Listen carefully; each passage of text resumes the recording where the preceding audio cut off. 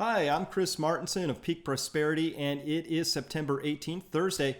Wow, I've got a great update for you, but before we start, be sure to subscribe right down there. If you haven't subscribed to our channel, you get all the updates, and we'll keep you informed on what's going on. Now, I'm going to keep focusing on Ukraine. Very interesting how it's kind of disappeared from the news cycle, although it's pretty interesting.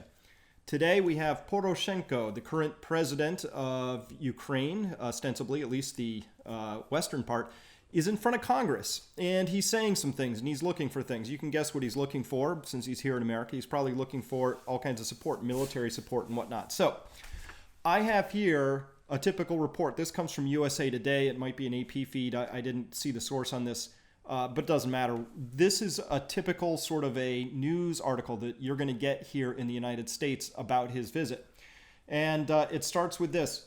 The future of the NATO alliance and peace in Europe depends on a forceful U.S. response to Russian aggression.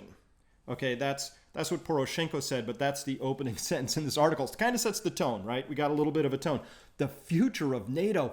NATO might fall apart after expanding through, 12 countries and then bombing a few more in North Africa.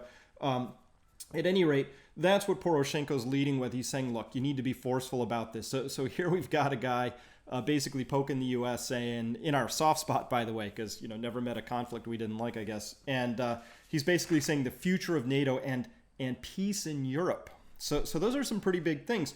And he goes on from there.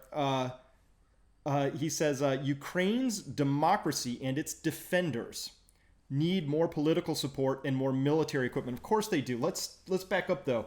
Ukraine's democracy and its defenders. So in this story now, Poroshenko and the people in Kiev are the defenders of democracy. Now, let's just rewind here.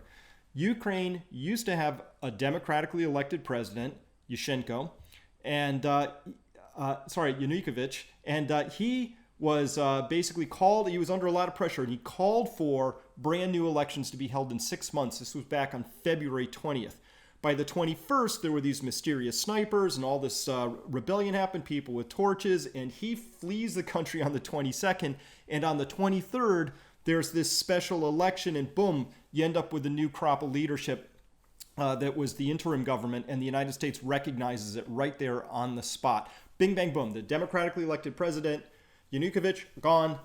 2 days, 3 days later, we have a complete recognition of the brand new government. Now, here's the interesting part. The soon-to-be autonomous regions in the eastern part not only did not vote in that, they were not allowed to vote in that particular special referendum. So they didn't even get a choice. So Poroshenko's over here, and he's setting himself up as the defender of democracy in Ukraine when the people who they are in active conflict over rebellion were not even voting members of the current transition government and all of that. So let's see. How did... Given all of that, what would the next line be? Of course, it would be this one. Greeted to warm applause from members of Congress. Of course, there you got the whole tone of this article is right there.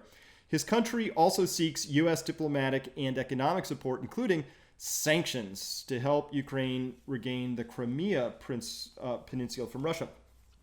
He goes on to say that Ukraine will never accept the criminal annexation of Crimea. Now, here's an important thing to understand. Crimea held a vote, and they had the largest turnout they've ever had in all of their history for a vote, and the people who did turn out voted vastly overwhelmingly to rejoin Russia. Now, this is interesting because the people of Crimea are very heavily Russian speaking. There's a huge long history there. When you look at Sevastopol and the conflicts that have been fought there in World War II and World War I, in other wars besides, there is a lot of Russian blood that's been spilled there, a lot of Crimean blood. It's been a very active hotspot over time. Can you imagine if some group decided that Gettysburg needed to be part of some other place, and because somehow it was decided that the people who lived in the United States didn't really shed a lot of blood there. It doesn't matter, old history and all that. Crimea has a very long active history in being part of Russia, and then they voted overwhelmingly. So this is the criminal annexation. This will never be tolerated. And so we just go on with this, and Poroshenko went on to say, with just one move, the world has been thrown back in time to a reality of territorial claims, zones of influence, criminal aggression and annexation. So he's basically saying the entire post-war system has just been shredded. Now this is a pretty big claim, and so we'd want to understand the basis of that. But Crimea, if you understand really what's happening there, you understand that that is not an annexation so much as it was probably one of the most democratic things that I've seen in a long time, where a people got together, held a vote, and decided their own fate and future. I'm not clear what's undemocratic about that. So at any rate, this is the funny part here, because you can only get away with saying what Poroshenko says next in the United States, where context and history like somehow are just don't even ever seem to matter. He said, I am ready to offer those who live in separatist areas more rights than any part of Ukraine has ever had in the history of the nation. He's going to offer them more rights than any part of Ukraine has ever had in the history of the nation. Except Crimea, right? Poroshenko, you mean except Crimea, which didn't officially become part of Ukraine until 1954, when Khrushchev, his history records it, in a little bit of a drunken bender and feeling kind of good about himself, gave Crimea to Ukraine. And of course, Khrushchev being from Ukraine, somehow that maybe could have happened. But you mean besides Crimea, which was not part of Ukraine and had complete autonomy up to 1954, you mean except for that in all of history, he's prepared to give more autonomy. Now, he did give more autonomy, or not he, but the entire Kiev legislature is deciding on this matter at this point, whether the autonomous regions will become fully autonomous or partially autonomous.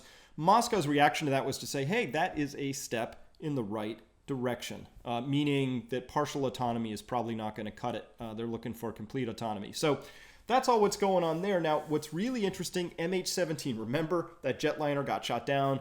The whole world was ready to condemn all of Russia, Putin specifically, for that, and it's gone just radio silent. Now, we talked about in an earlier podcast and video cast before about this Dutch report that came out that basically just said high energy objects came from the outside of the plane to the inside, and that's what caused it to come down.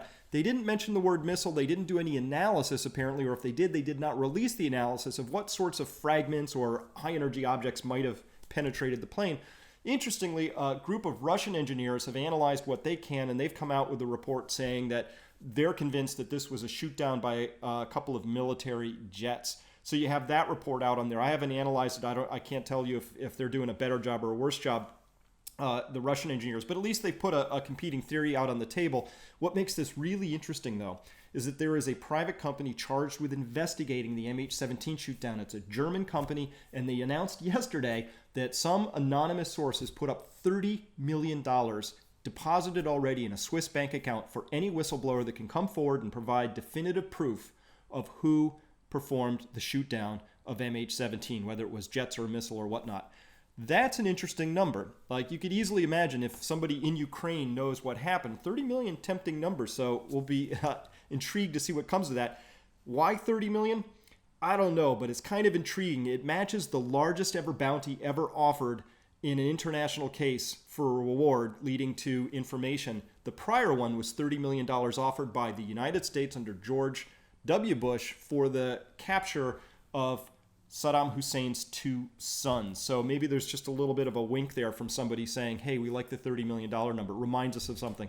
But that's what's going on there. It's fascinating. Now, all of this has huge geopolitical implications for the world. We think it's going to have big implications for the dollar, but maybe not what you think.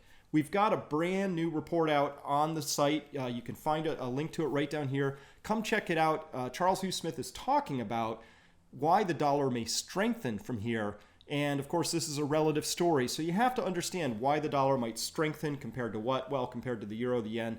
Understand the dynamics of the money flow. Very important topic to be talking about. That's a two-part report, so be sure to check that out. Now, lots more I could talk about, but that's all the time I have for today. We're going to keep you updated and keep you focused on what we think is a really important story in Ukraine that's not settled, even though most of the news cycle in the Western press has erased it from the front pages. So until next time, I'm Chris Martenson. I'll see you soon.